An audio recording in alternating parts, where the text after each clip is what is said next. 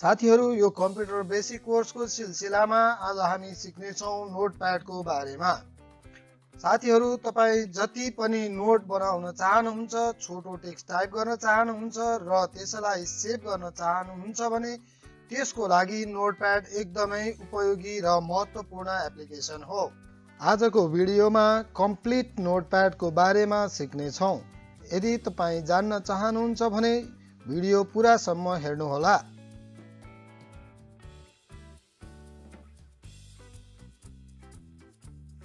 नमस्ते, म Dipendra क्विकेल IT journey हबमा स्वागत गर्दछु। अब सुरु गरौं आजको topics. Notepad application windows operating सिस्टममा नै आएको हुन्छ। यसका लागि हामीले छुट्टै सफ्टवेयर इन्स्टल गर्नु पर्दैन।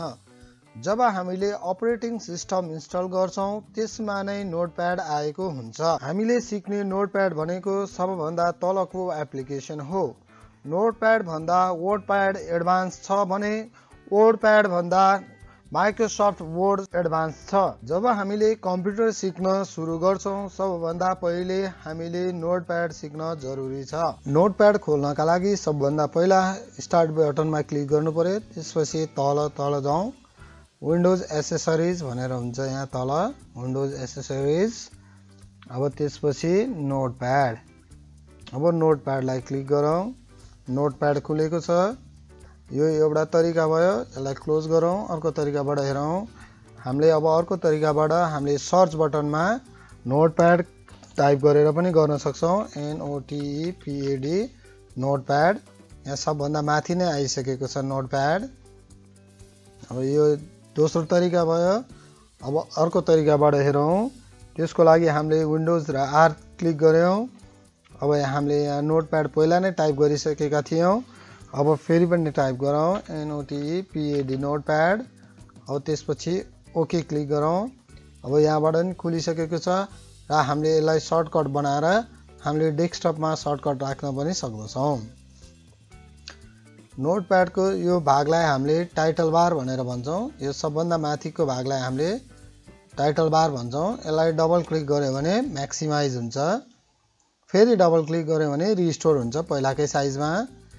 अब यो हाम्रो म्याक्सिमाइज बटन, यो मिनिमाइज बटन र यो क्लोज बटन। अब हामीले यसलाई डबल क्लिक गर्यो भने म्याक्सिमाइज हुन्छ। अब हामीले यसमा टाइप गरेर हेरौँ। हामीले जे कुरा यसमा नोट बनाउँछौँ टाइप गर्छौँ।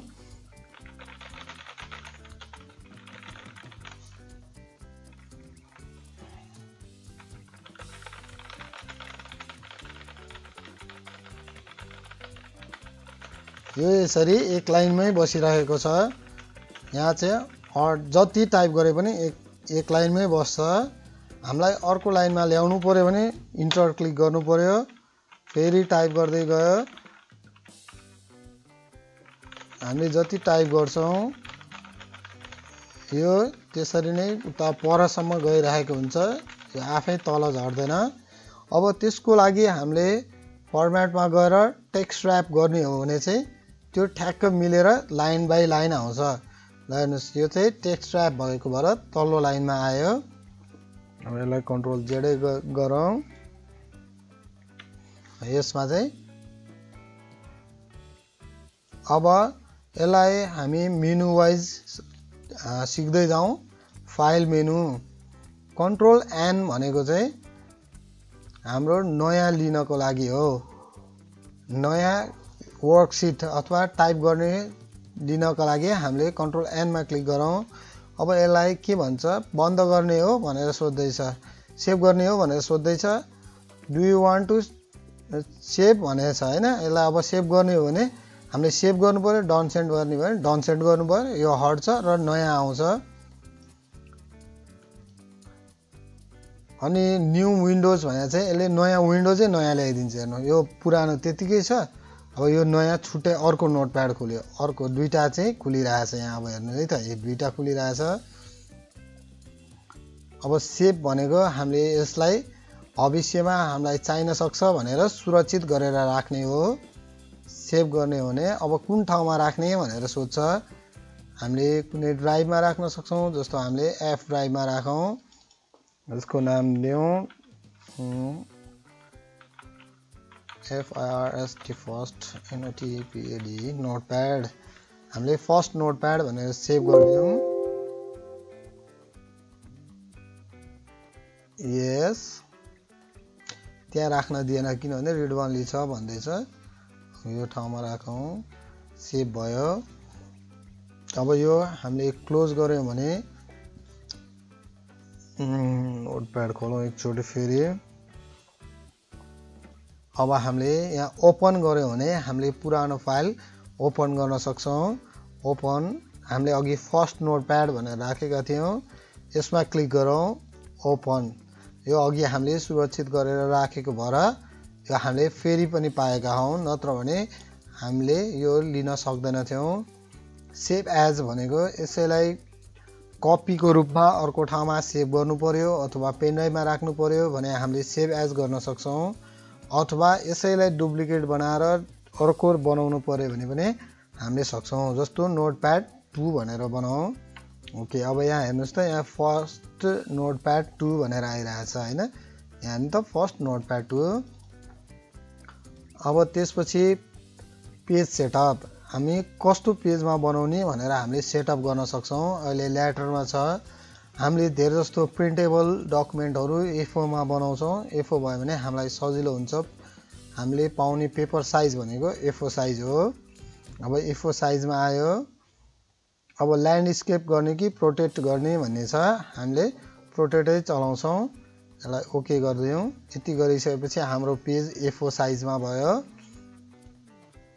अब त्यसपछि छ प्रिन्ट प्रिन्ट भनेको हामीले टाइप गरिसकेको डकुमेन्टलाई हार्ड कपीका रूपमा निकाल्नका लागि हामीले प्रिन्ट युज गर्छौं प्रिन्टमा चाहिँ यहाँ प्रिन्टरहरुको नाम दिइराखेको हुन्छ हामीसँग यहाँ अहिले प्रिन्टर नभएको हुनाले माइक्रोसफ्ट प्रिन्ट टु PDF भन्ने छ हामीले PDF मा सेभ गर्न सक्छौं अब प्रिन्टर यदि छ भने यहाँ प्रिन्टर देखाउँछ त्यो नाममा सेलेक्ट गरेर ओके प्रिन्ट गर्दियौ भने त्यहाँबाट प्रिन्ट आउँछ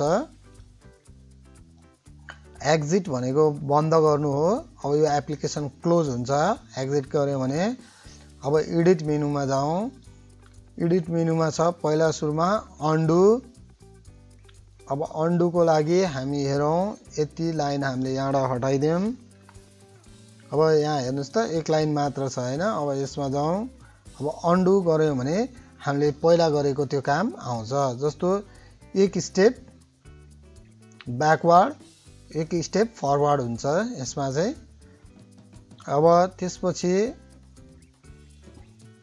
फेरि कन्ट्रोल Z गर्यो भने पहिलाको ठाउँमा गयो एक स्टेप फरवर्ड पनि भयो एक स्टेप रिवार्ड पनि भयो है अब त्यसपछि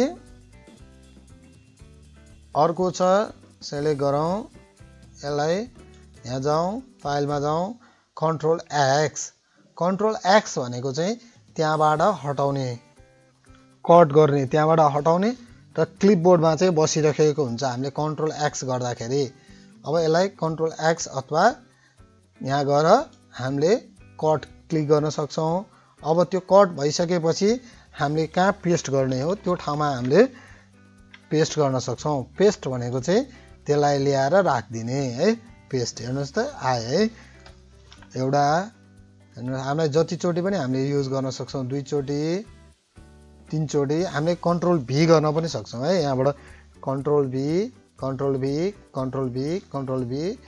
V हामीले यो पेस्ट गरेर हेर्यौं अब अर्को छ कपी भनेको चाहिँ यो फाइललाई यहाँ जस्ताको तस्तै राख्ने र अर्को ठाउँमा हामीले फेरि युज गर्नका लागि हामीले कपी युज गर्छौं अब कपी भयो है अब यसमै हामीले पेस्ट गर्दियौं कन्ट्रोल V है यहाँ पेस्ट भयो नि है अब त्यो भयो अब त्यसपछि अर्को छ डिलिट भनेको चाहिँ हामीले यहाँबाट हटाउने हो यहाँबाट यो फाइललाई हटाउने हो जस्तै यतिलाई हामीले यहाँबाट हटाइदियौं डिलिट है त्यहाँबाट हट्यो त्यो भयो अब त्यसपछि फाइन्ड भनेको चाहिँ हामीले कुनै पनि कुरा यहाँ सर्च गर्नु पर्यो भने हामीले फाइन्ड युज गर्छौं जस्तो के फाइन्ड हेर्नुस् एक ठाउँमा दुई ठाउँमा